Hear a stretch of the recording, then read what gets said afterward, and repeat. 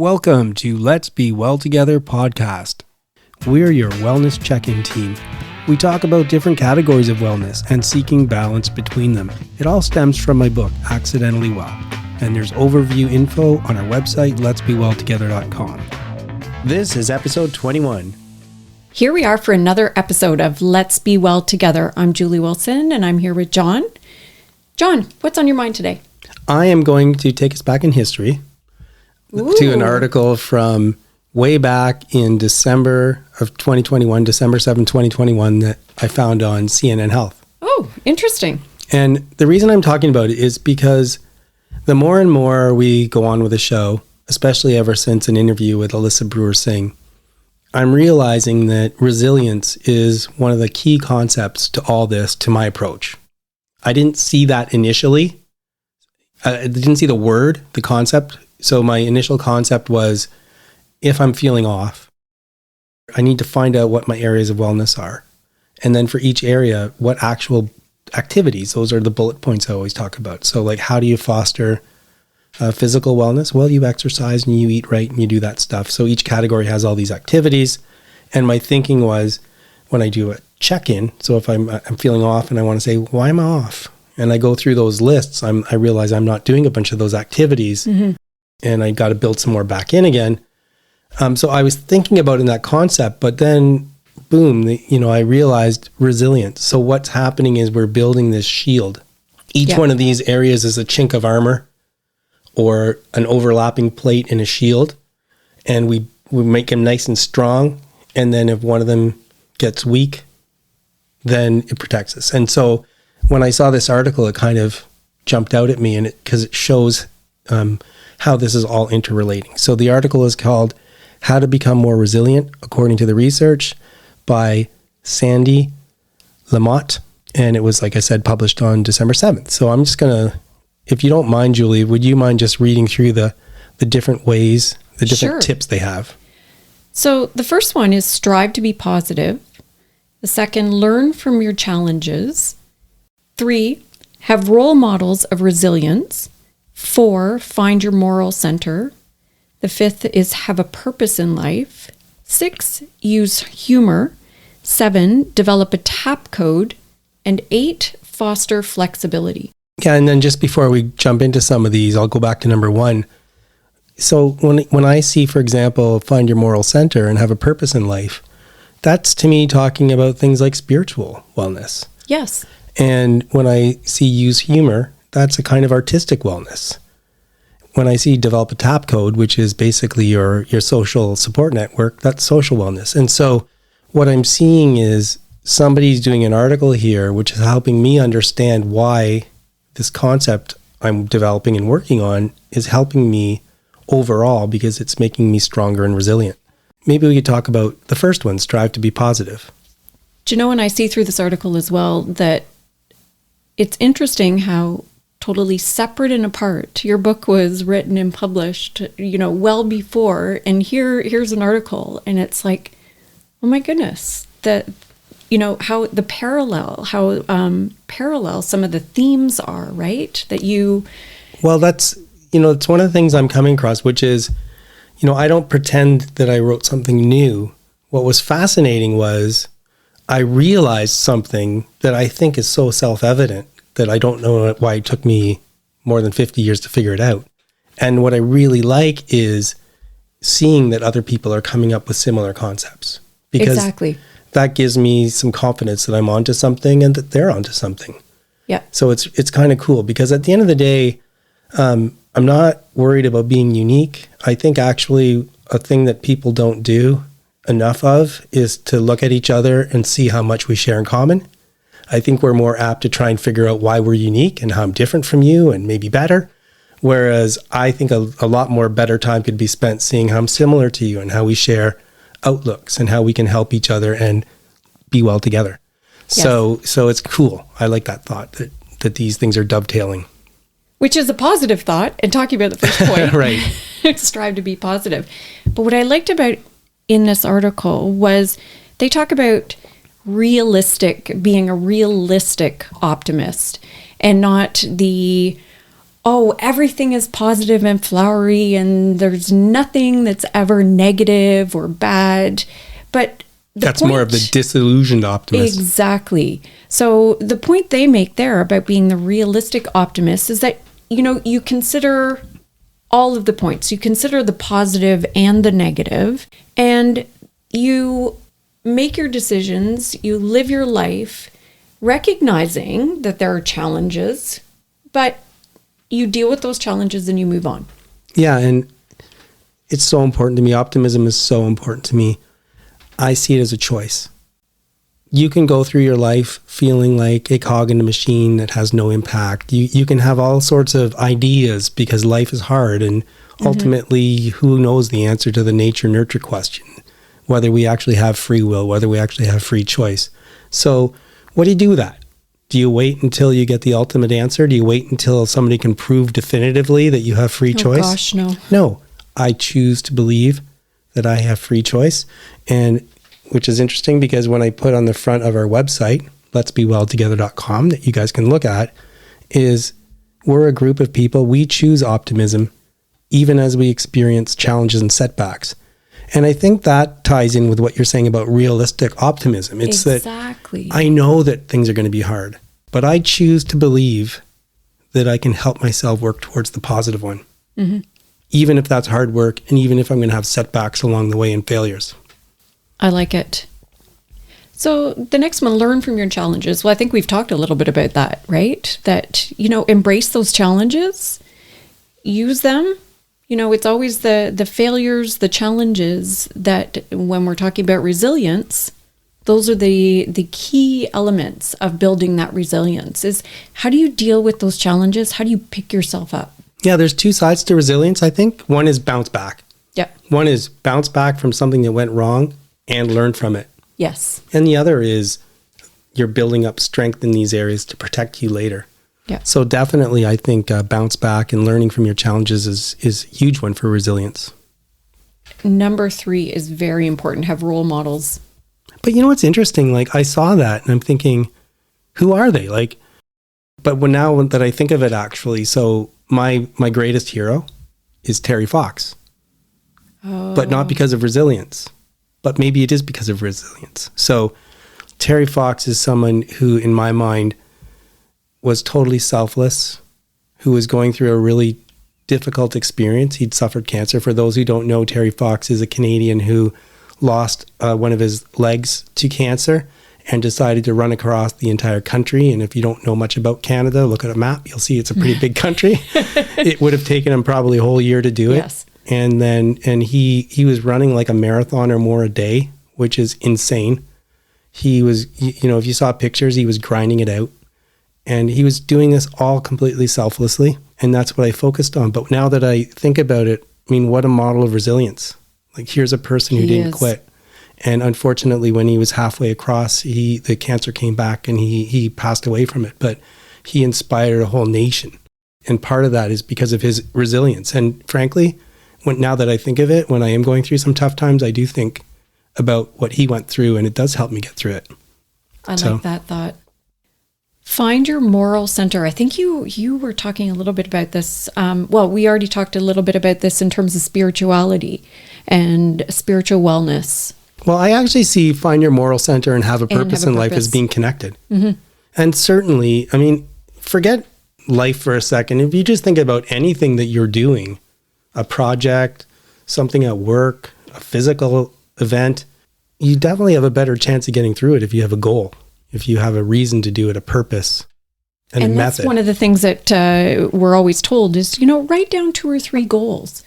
Because it focuses, again, talking about, I think we've talked in the past about being in the present and breathing and how that helps with stress and anxiety, but bringing you back to the present and seeing your goals on paper and coming up with a plan of how am I going to achieve those goals. I really like what they say in the article about you can't go wrong by doing the right thing. That's on the moral side of it. That's on the moral side. So when I was studying philosophy at university for a long time, ethics was my favorite subject of study at university in philosophy. And there was a time I was thinking of becoming a medical ethicist. So this is right up my alley. How interesting is that? There's a conversation for another day. And I really believe that, it's critical for people, whatever it happens to be, think about ethics, think about the right thing to do, and live according to a code, live according to a principle. Mm-hmm. I'm not going to tell you which one because that's up to you. But definitely having a code helps you be more determined when you need to be in certain situations. And having a purpose in life, you might have a major setback. But when you realize, okay, my road isn't closed, I still have a road, I still have a way forward towards my ultimate goal. You just might have to get creative on how you achieve it, but at least you're still on the path. Use humor. There is nothing better than laughing. No, I know. And we've interviewed a comedian. There's more comedian interviews coming, and there's going to be lots more because I think humor and comedy, they're just such a big part of my life. They're just such a big part of my wellness. If you can't laugh. I'm with you on that one because there's, a smile on a person's face. It makes or breaks that, like your rapport with that person. And just being able to approach a person, if they have a smile on their face. If I have a true, it's hard. Like, I don't always have like the full laugh, the full kind of belly laugh, the laugh out loud. A lot of times it's like, yeah, that's okay.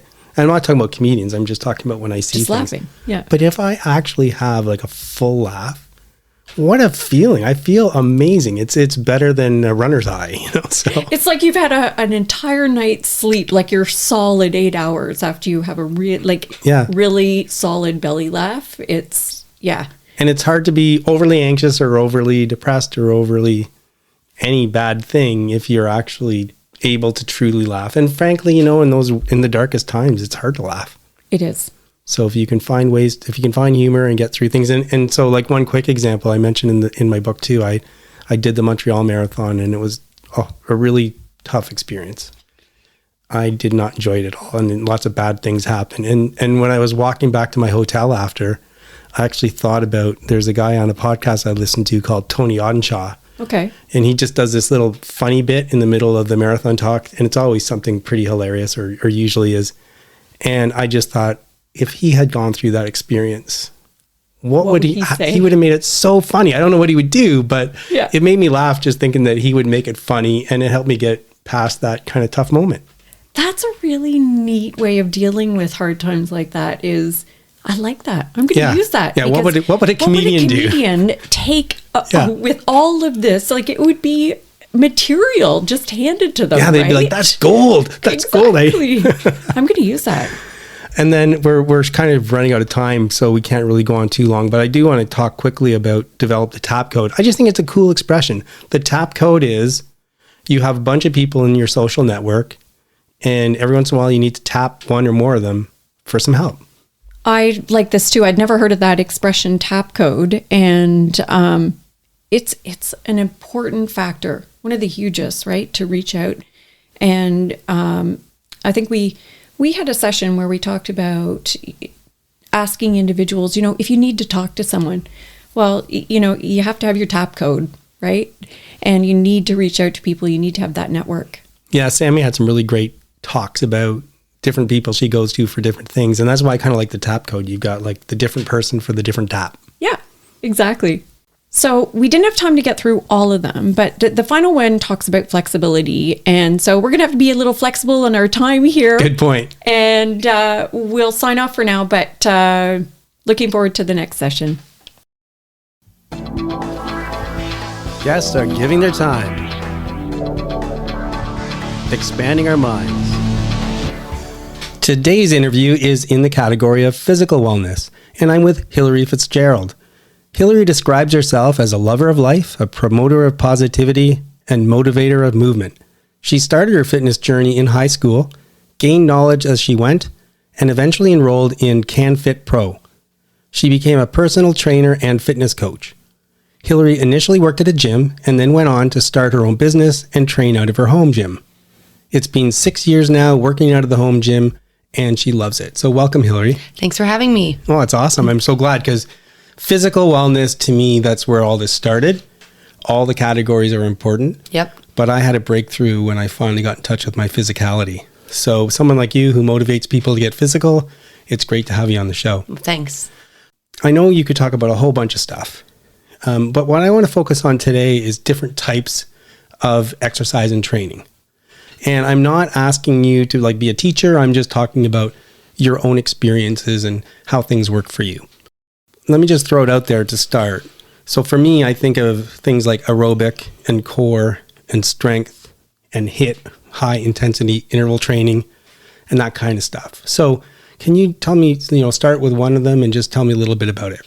Yep. So the workouts I do and the workouts I push through when I train people are a combination of everything. So everything you just said, aerobic, core, strength, HIIT, plyometrics.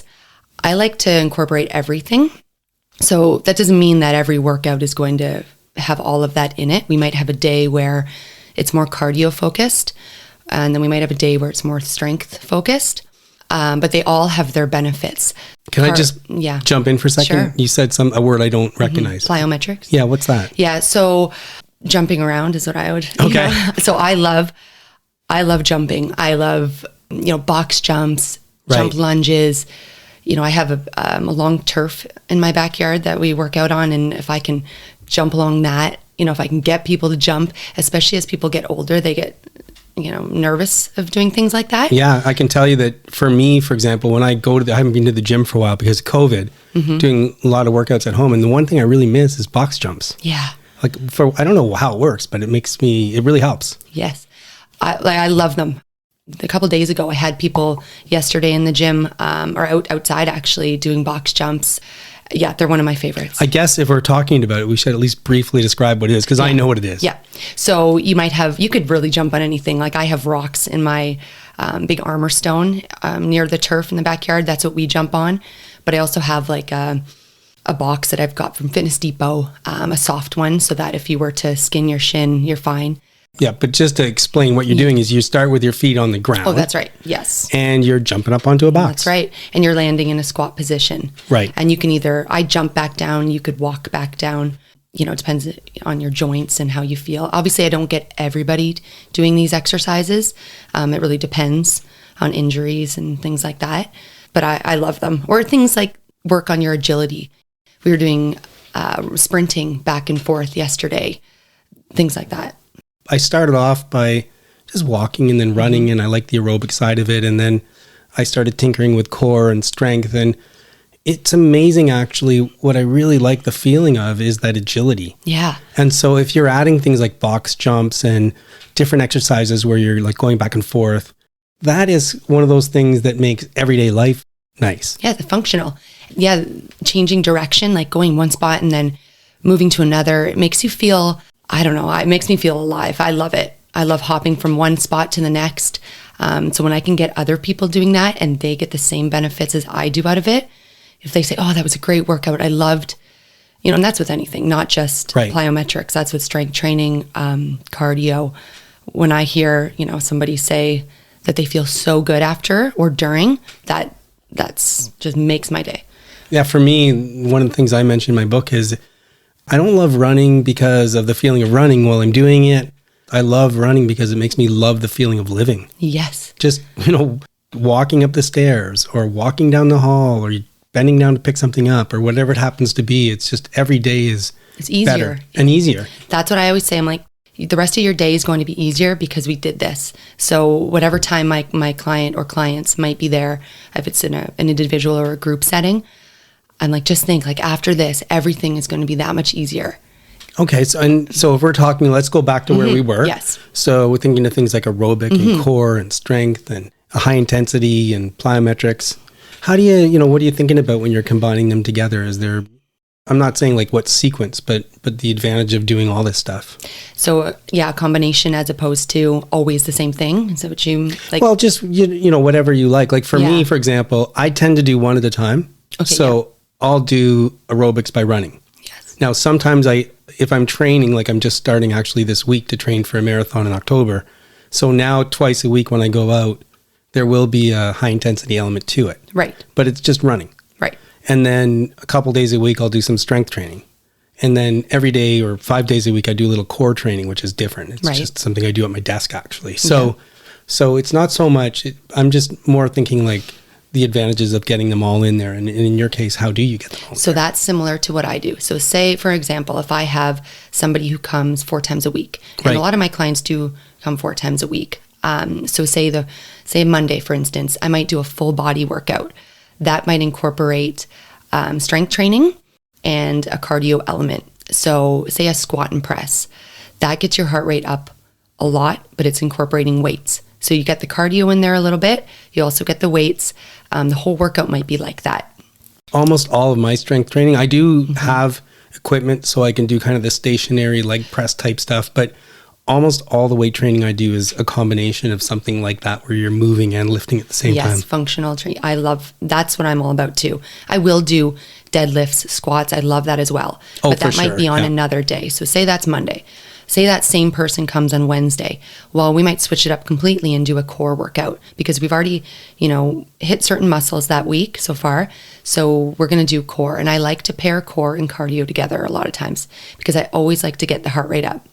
And do you do the aerobic before you do the core, or do you do them together? I do them together. Okay. So it might be a circuit. So say I've planned a circuit, it might be 5 things. So one of those things might be sprints on the turf. The other might be an exercise that involves a plank. Right. It could be anything. And I do a lot of exercises that are in a plank position, but it might be plank rows.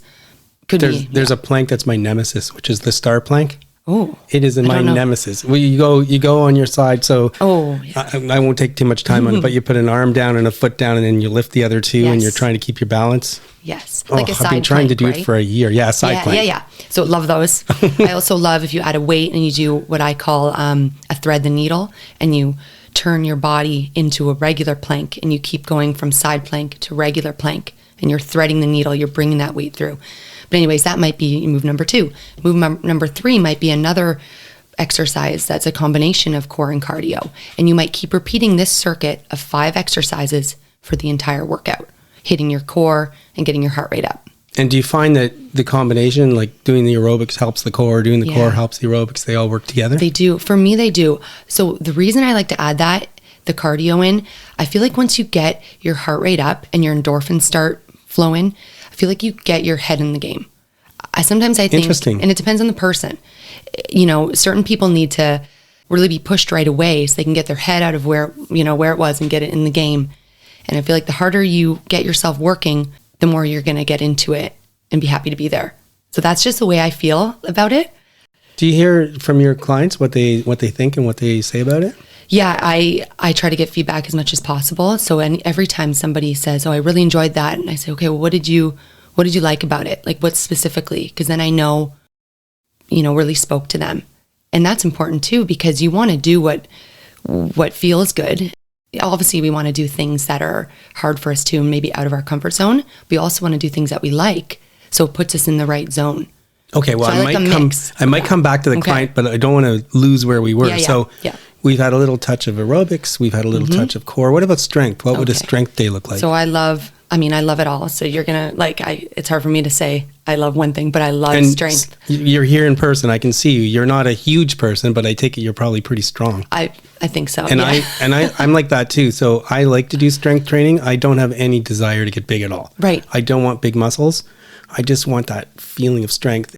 But it's still amazing when you can, do those deadlifts and all the other Yes. stuff. And that's why I love strength training because I feel so strong and I feel like I am quite strong. And I love hearing from my clients that they feel strong. And I train men and women, so it's very interesting too, especially on strength days, to see the different strengths they have and how they feel during and after. And women in general, after the workout, I love hearing them say, that makes me feel so strong. And men too, of course. And certain exercises like a deadlift or a clean and press, I'm not sure, you're probably familiar with that. No, I don't. That's probably one where you're pushing weight up from your shoulder height, but I don't know if it's like you're lifting up and pushing or you stop from a dead position. You are in a deadlift form. Okay. You can do it a few different ways, but I do it. I have a barbell. You're in deadlift form. You flip it up. That's the clean. Right. And then you press as well. And you can use a bit of your legs in that motion too. So it's a full body exercise. And that's why I love it so much. So anyway, that makes me feel so strong. I started off running. Yeah. And I didn't do any strength for a long time. And then I finally started getting in better shape. And I'm like, I should become more well-rounded. And so I started doing things. And the ones that worked the most for me, where I really felt something for running, is squats, deadlifts, and single leg squats. Oh, yeah. I was really surprised because it's hard to explain and I won't take too much time. But when I got really far into my runs, if I was doing 18 or 20 kilometers, at a certain point, my legs started to feel, they started to feel a little like they were separating. The muscle was separating a bit from the bone or something. It's hard to explain. But when I started doing all the strength training, it felt like my legs were pistons, like they were almost rubberized and they were absorbing the shock and strong and nothing was loose. It's amazing how much it can help. Well, and that's why you need that. If you're a runner, you should be doing strength training. And no matter the sport, you don't just want to train. You don't want to just run because you're a runner, right? You want to do strength training because you want to be stronger at running. Believe it or not, time's flying. Yep. I say that every interview. Yep. Believe it or not, time's flying. I could talk about this stuff forever. And so can I. I love it. Just before I turn to the last question, though, I did still have a question about some of your clients. Can you give me an example? Can you think of an example, even one person who came in who wasn't very physical and who started doing some training and realized, this is really changing my life? Oh, yeah. I'd say that about so many people, honestly. There's many clients that I've had the entire time I've had the gym in my house. So that's 6 years. So I've had the same clients even for 4, 5, 6 years. So I've seen huge transformations in these people. And some even that I've had 1 or 2 years, and it's just unbelievable. But I can think of many, but one client in particular was just an amazing person. Her mental state wasn't great. Right. She still struggles with that. And the difference I see in her, I see her twice a week. Even still, when she comes in and she might not be having a great day, I see the process. First 5 minutes in, 10 minutes, 15, half an hour, we're rolling. She's feeling good. She's sweating. The positivity starts coming out. End of the workout, feeling like she could, do anything. Mental state is just, back in check. You can't really describe. You have to go through it, at least from my experience. And it feels so different. I unfortunately recently I'd been sick. I couldn't run very much, and didn't run. I'm so stupid. I should have realized it right away because here I am telling everybody, do physical stuff or you're not going to feel good mentally. And I'm like, why am I feeling bad? And that's why. Yeah. Because I wasn't getting my exercise in. So now that I'm getting it back in, I'm already feeling better. When you see the difference, and so many people, like you're not alone. People say, I'm feeling off this week or the last couple of weeks. And I can tell because their schedule maybe hasn't been the same. Maybe they haven't been there as quite as usual, or something's different. I'm like, well, your routine's off and so that could be, many areas, but, in the fitness area, I can see it. And as soon as they get back on track, they're like, oh, I feel so much better. But you can't see it at the time sometimes, right? You can't see when you're in it. Yeah. But that's really actually a good place to end this interview. So let me turn to the question. I don't know if you've heard the show, but I ask every guest the same question. It's based on having different areas or categories of wellness in our lives. It's essentially a mini check-in, a mini wellness check-in. So here you go. Are you currently neglecting an area of wellness in your life? And if so, can you think of even one activity you could do to try and foster wellness in that area? Okay. So what comes to mind, so my husband for a long time, he meditates. So he'll go up after our morning workouts actually, and he'll do a meditation it's for any amount of time, sometimes 15 minutes, sometimes 30 if he has more time. And I love that he does that because he feels great. He's done a workout. It really sets him up for the day. And he said, you should try this. You should try. And we've done a couples meditation together, which was really cool, but I haven't put that into my routine. I'm very structured in my routines, which is great. I usually stick to the same things, but I thought I want to add that in because I see the benefits, that he gets from it. And I think it would just be a nice calming thing for me to do. I think I should too. I keep putting it off. I did hear, so I was listening to a podcast, Marathon Talk. I always mention it. And there was somebody who was talking about meditating and running. Obviously, you can't meditate while you're running, but there's things you can do, and then it leads to meditation.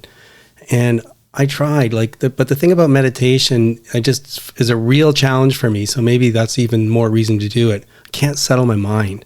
Okay, that is why. You should be able to, like, so for example, this guy was talking about, you should be able to count to 8 without any thoughts popping into your head.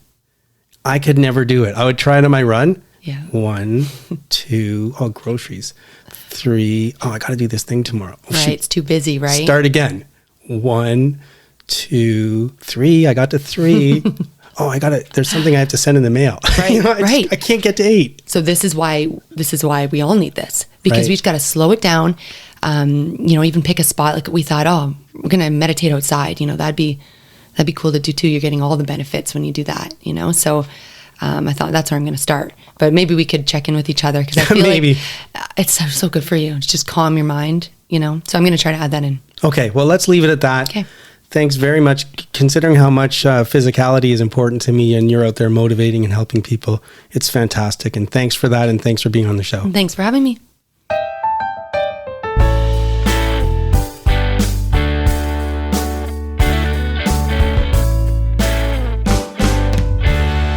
I'm Cameron, and welcome back to another installment of The Adventures of the Starving Artist.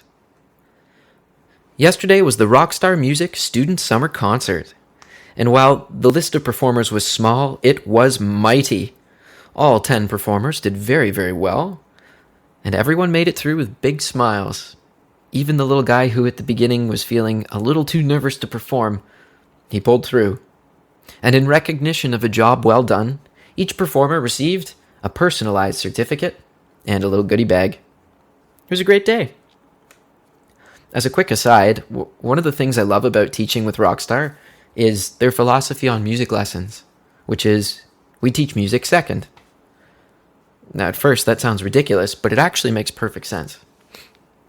For example, let's say you're working on a piano piece, and there's a section in the middle that just, no matter what, you keep tripping over. You just keep fumbling notes and tripping over your fingers. The way we'd practice that would be to cut that section in isolation, slow it way down, and approach it in little bite-sized chunks until we get it. And then slowly but steadily speed it up, back up to performance tempo. And that's how it goes. That process is not easy, and it's downright painful unless you cultivate perseverance and willpower and discipline. And then on the other side of that, once you finish the chunk of that and you finish the whole piece, you have that self-confidence and that sense of accomplishment. Hey, I worked at this, and now I can do it. These are important things and important skills to develop. And at Rockstar, that's kind of what we're there for. It's a really neat outlook on music lessons. I'm into it.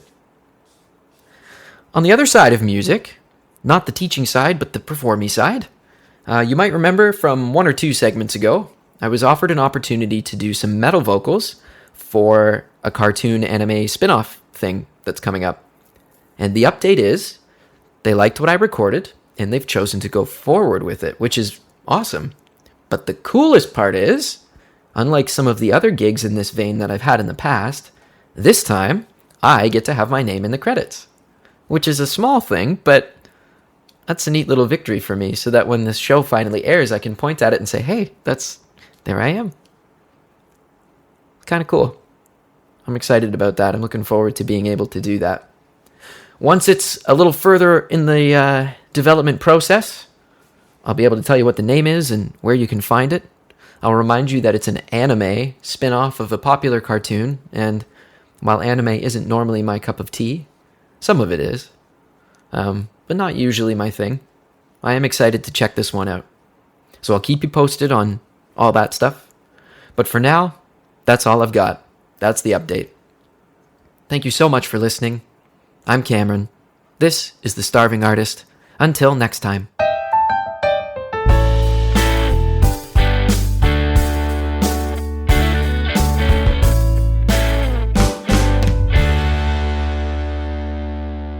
If you like what we're doing and enjoy the show, please spread the word about us.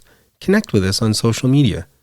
Follow our Instagram account. It's at lets.be.well.together. Please also subscribe to us and rate us on your favorite podcast platform. Move that body. like we're meant to do. Hi, everyone. And today it's Sheila and Laurie. I'm here with my sister, Laurie. Hi. Thanks for joining us. Yeah, my pleasure. This is exciting. So today we're going to talk about 26 and 2, which is a yoga practice that Laurie does a lot. I've only done it a little bit, but she's going to tell us about it and explain it and try and talk me into doing it. I'm going to talk everyone into doing this. So this is what Laurie likes to do. Yeah. So the 26 and 2 series I've been doing for about 14 years. So I've been doing it a long time and I love it. There's nothing like the 26 and 2 posture series to get your body moving and also get strength in the body, strength in the mind, spiritual understanding, connection, mind, body, and spirit. So it's really a great yoga practice. So there's 26 postures. You do all of the postures twice. It's in a hot room. Very hot. Very hot, like hotter than hot yoga hot. Hotter than hot yoga hot. Yeah. So it's about 10 degrees hotter than the moksha type of yoga. Okay, and because they're about 30. Yeah. And it's my understanding that if you do a flow, it's even less. Like they lower it then. Yeah, because you're moving so much. So this one's about 40. And so it's even higher. Yeah, it doesn't start at 40. It starts about 36, but then it gets up to 40 once the heart rate gets up and the room gets heated up, The heat, the people probably heat it up, Yeah, and it's a balance between moisture and heat. So it's a warm room, you know, and that's really good for the muscles and the fascia. Yeah. Open up the fascia in the joints so your body can get into postures more easily, and it's actually safer for the body. It is, definitely. I tell that to people all the time when they complain. They're like, put the air conditioning on when we're dancing. And I'm like, no, this is really, I know it's hard because it's hard to breathe when it's that hot, but it's so good for your muscles. So good for your joints. Yeah, it is really good. But like I was saying, it is really hard to breathe. It seems that way. You get used to it. You get used to the heat, and then you start to love it. It starts to feel like a blanket. When you go in there, you just feel so comforted. Even like when it's really hot outside? And then it's even hotter in there. When it's more humid outside, it's more humid in there. Yeah, it still feels good. It's better in the heat than it is in the cold. Because when you come in from the cold, then it's almost shocking to the body. Right. But if it's warm outside, you can just fall into the room a lot easier. Right. But the trick is to breathe through your nose. So you're not supposed to breathe through your mouth at all in the 26 and 2 series. So it's all nose breathing. Supposedly that's calming. It's more... That's right. For your, Yeah. So for your nervous system, parasympathetic nervous system, it calms you down. So it tells your body that you're safe and that you're okay. And then if you find that you feel overwhelmed and you want to start mouth breathing, then for sure that's when someone should take a knee, lay down, do what they need to do to get their heart rate to a place where they're nice and calm again. Yeah. You don't want to practice yoga with your mind all stressed out, because then your muscles get stressed out and that's when you hurt yourself. Yes. Yeah. Yeah. I say that to people all the time. You need to breathe and relax, like when you're stretching, right? Because if you tense up, that's when you're going to pull something. So it's the same as yoga. Yeah.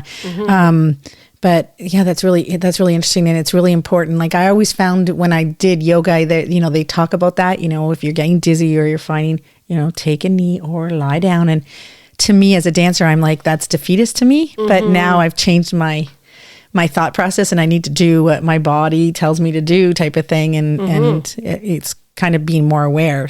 And that's the practice. Yeah. So many of us, especially dancers, have taught ourselves not to listen to our body. Not at all. Because that's how we achieve what we achieve. And athletes the same. That's how they achieve what they achieve. So it reconnects you to your body, and your body has an intelligence of its own. Each cell has intelligence. Definitely. Yeah. And it's feeding that intelligence to your brain. So you're learning how to reopen that and then gain that respect between your body and your mind. Yeah. Really important. Really, really important, and great to practice yoga just for that. So there's 26 asanas, which supposedly there's about 84, you said, and that's a special number because it's divisible by 2 and 3 and 4 and 4. So so it's considered auspicious. Yeah, which means like it's a blessing number, or it's just a balance number. It's sort of like number 7 in Christianity. Number 7 is important. In the Eastern faiths. 84 is important. Yeah. So they pick 26 out of the 84. That's right. And that is considered to be what you need.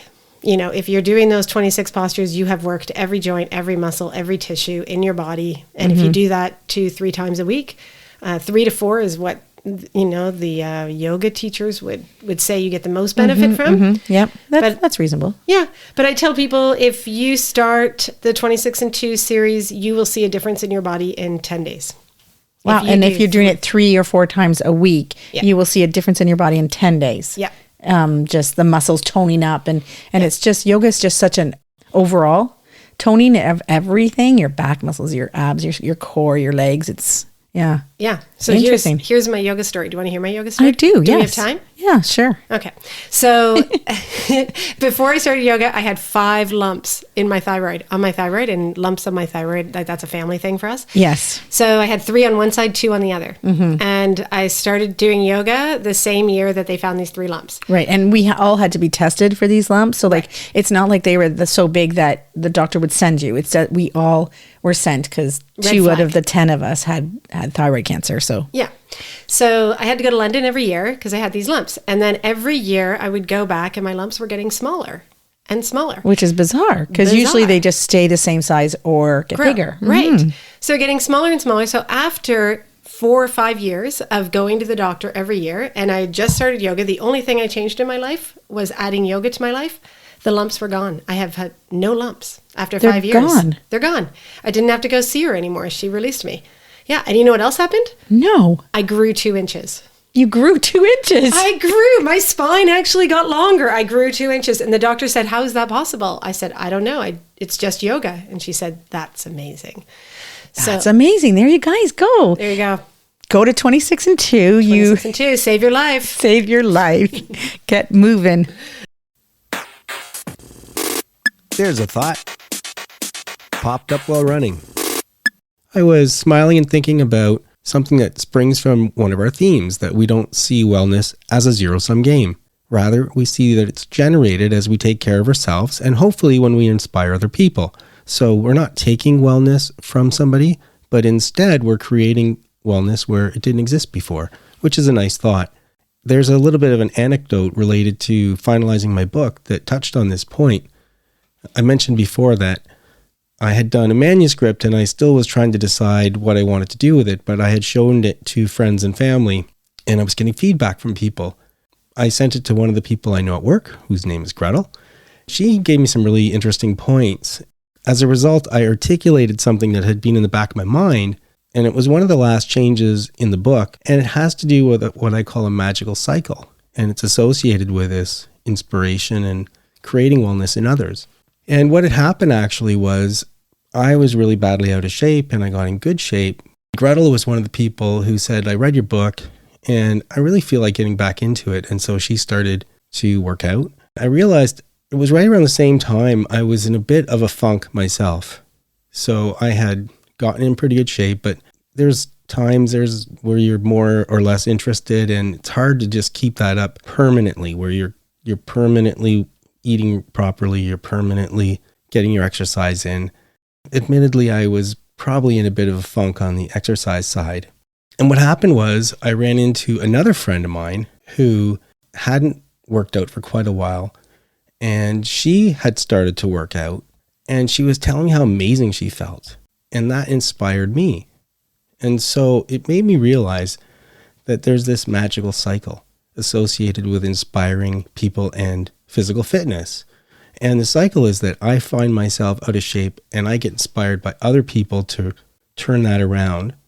And then maybe by the time I get in shape, one of those people who inspired me let fitness slip in themselves.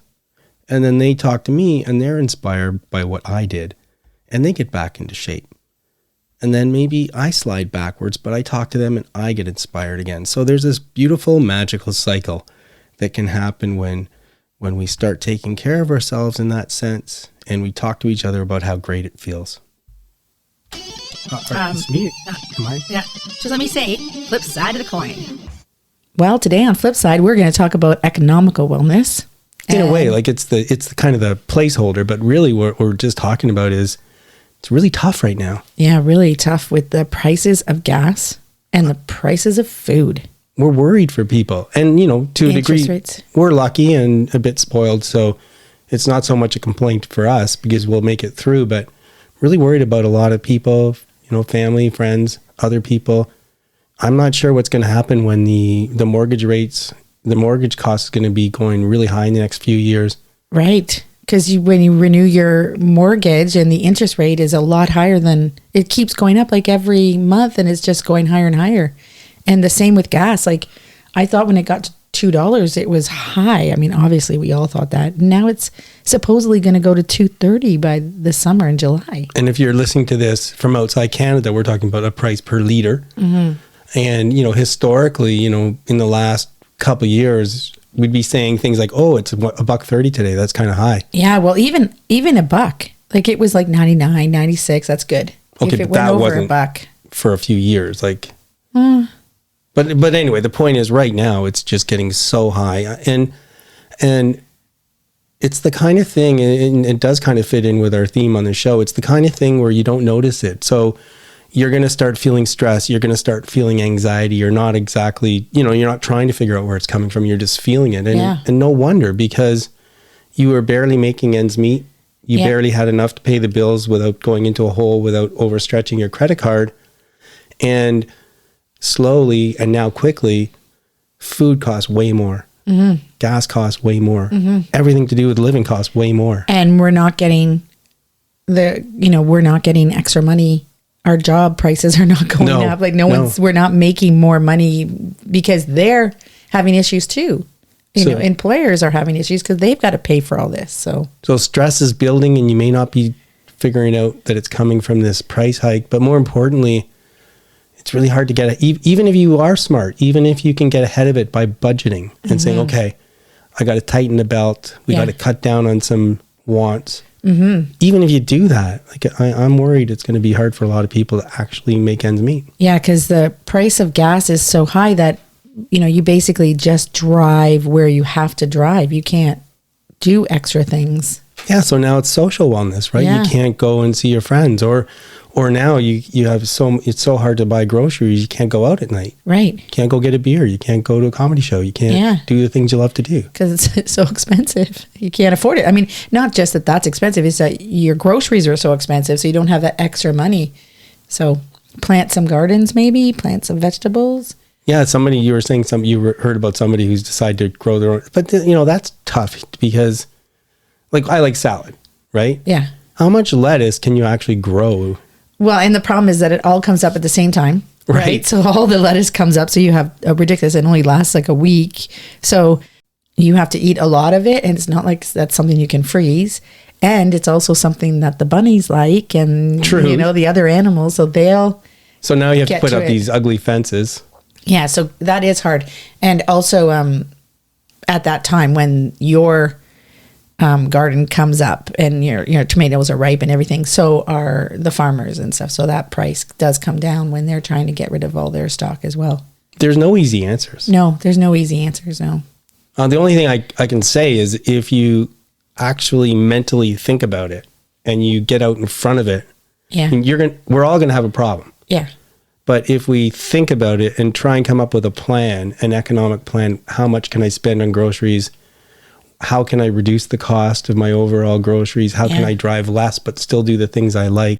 Mm-hmm. Can I bike to my friend's house? Can I walk to my friend's house? Can we find, at least if you get out front of it, you're going to mitigate the impact. Yeah, and everyone's going through this. So everyone, can meet each other if you're, miles away from each other and stuff. So yeah, it's a good idea to talk about it. And it is summertime, so we can walk and bike and do all that kind of stuff that use it as transportation, not just exercise. Yeah, but I guess for me, the main reason I wanted to just chat about it today wasn't so much to give people a plan. It's just to express concern. I'm just really worried. And know that we're all in it together. We're in it together, and there's people around who care, and to the extent we can help each other, maybe we can try and think of that. But hopefully we all get through this because it's tough times. Mm-hmm. Please remember that we're not providing advice. We hope to inspire you to work towards balance, and we urge you to consult with qualified people if you need advice. The people on the show are speaking in their personal capacities. Their views expressed are their own, and don't represent the views or opinions of their outside contacts, their employers, or anyone else. We try to get things right, but we can't guarantee everything we say is correct, or that the things we talk about will work for you. Let's be well together, and let's be sure to do that in a safe way. All right. Well, we're at the end and it's sign off time. So Sammy is still away and we're all jealous. Mm-hmm. And Cameron's back. So that's fantastic. Thanks, Cameron. And I'm also here with Sheila. Yeah. Hi, everyone. So I think I'm going to focus on last week instead of what's coming up, because we had a really great time at the Spectrum first annual gala fundraiser. So a little bit about history about that. When we had the idea to start the podcast, there was a whole bunch of stuff we needed to do before we could get going. One of them was to find people who were willing to be interviewed on a podcast that didn't exist about interesting subjects. Yeah, true. And so we reached out to different groups, including a local group called Spectrum Waterloo Region, which is the local rainbow space. And I asked Scott Williams if I could chat with him about LGBTQ plus terminology, especially gender, because it was something I wanted to really understand better. Didn't understand it that well. And he agreed to do it, even though we didn't exist. So that was huge. Great interviews. I still go back to them and I want to have them back and have some more questions. And so when their first annual fundraising gala came up, Sheila and I were all over it. And we went and it was a blast. Yeah, we had a great time. Sheila's going to say a little bit about the host, the MC, Coin. And I love comedy, as everybody knows. And it was great listening to all three of the comedians who were there, starting with Kez Vicario Robinson, and then Izad Edamati, and lastly, Elvira Kurt. Mm-hmm. I was splitting a rib for sure. Yeah, for sure. They were so good. So tell us a little bit about Coin and what you're up to this week, Sheila. Well, Coin was the host of the gala, and she is a drag queen. And so she was fabulous. She slayed it. And the thing that I wanted to bring up is I found out that she actually runs like a YouTube channel and TikToks that she has over 1 million followers. She's a drag queen and she does math. So It's kind of, that's what it's about. She has a math degree from U of W, I think. And I'm just going to read from the brochure. The YouTube channel is Online Kine, with Kine spelled Kyne. Excellent. So check it out, guys. And I just wanted to say this week that I'm going to go up to the cottage this week. So I'm excited about that. I'm going to do some gardening and get that done and then come home and do a wedding this weekend. So it's going to be a busy week. This is all work.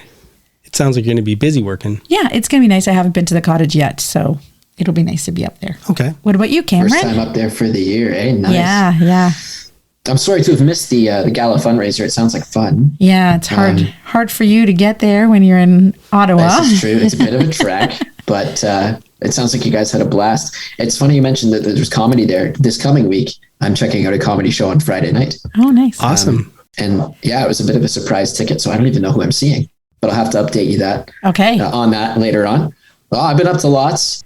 The summer slowdown for teaching is coming up this week, so that's kind of the forefront of my focus. It's changing gears from lots of lessons into what else can I be doing. So gearing up for next month, it's going to be tons of weddings. So I've been doing the planning on where I have to be and when. Yeah. It sounds pretty basic, but when you're jumping around like 6+ hour drives either way, it gets pretty hectic. So figuring that out. If you're driving 6 hours, how do you even pay for the gas? For the wedding? Is it just a wash? These are all questions I ask myself. The same. Yeah. Oh. No, but it's honestly, this week is a lot of planning and logistics for me.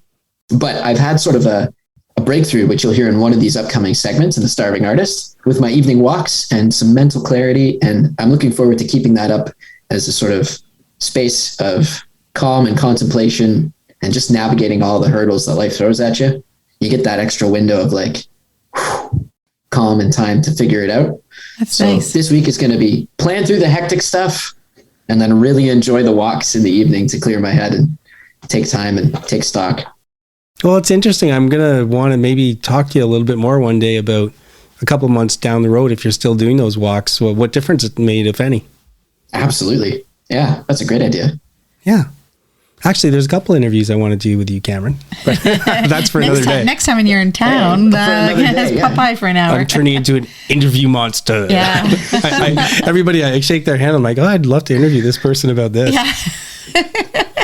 That brings us to the end of the episode. Thanks, everybody, for listening, and we hope to catch you next time. Stay tuned for all the cool things coming up this week from all the different segments here at the Let's Be Well Together podcast. That is it for today's show. Please try and make wellness a priority. You deserve it. If you feel the need to talk to someone or ask for help, please do that. Accept yourself for the person you are. So long. Adieu. Auf Wiedersehen. Goodbye.